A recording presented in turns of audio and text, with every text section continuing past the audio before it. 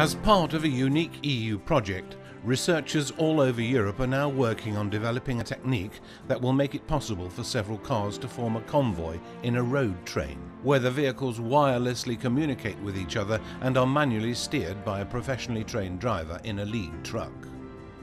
The aim of all this research is to make traffic of the future safer, at the same time that fuel consumption and environmental effects are considerably reduced.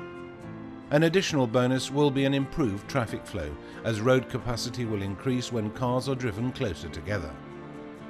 As a driver inside the road train, it will be quite possible to read the newspaper, watch TV, make phone calls, or even eat breakfast on the way to work at 90 kilometers an hour, without having to hold on to the steering wheel.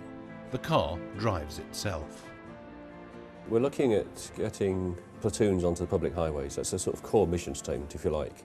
We won't necessarily achieve it in this sort of time frame of this project, but that's an aspiration. We're looking at understanding the challenges that are relevant and appropriate to getting those platoons working on public highways.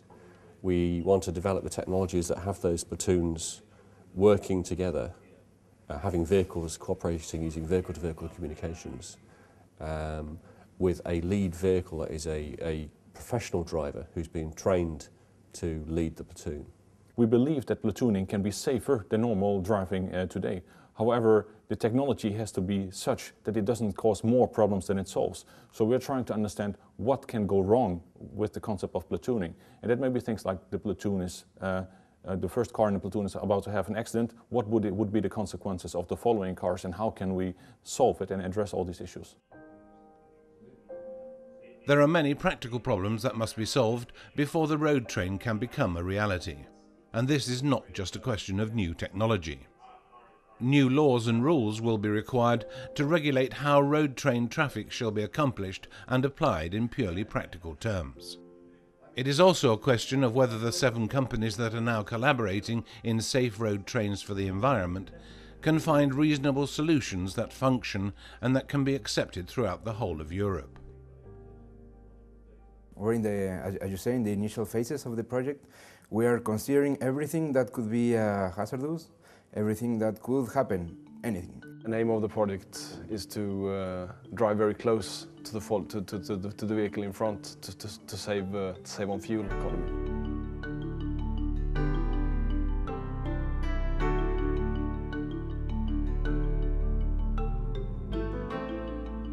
Here at Tecnalia in Bilbao, in the north of Spain, they are already testing the new technology in an advanced road train simulator. Amongst other things, the aim of these tests is to find out how drivers experience being so close to another car travelling at 90 kilometers an hour without actually driving themselves.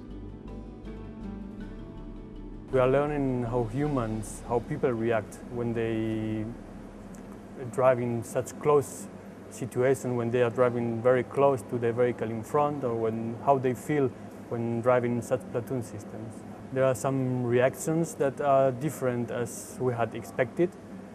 There are lots of people trusting completely the system and they think they will use it in the future, and other people they do not trust at all, and they have to be convinced of the working of the system.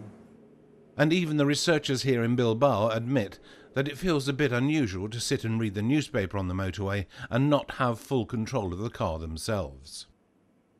Well, now I also I feel quite nervous, but for me it's really good because I never have enough time to read the newspaper. But you feel safe?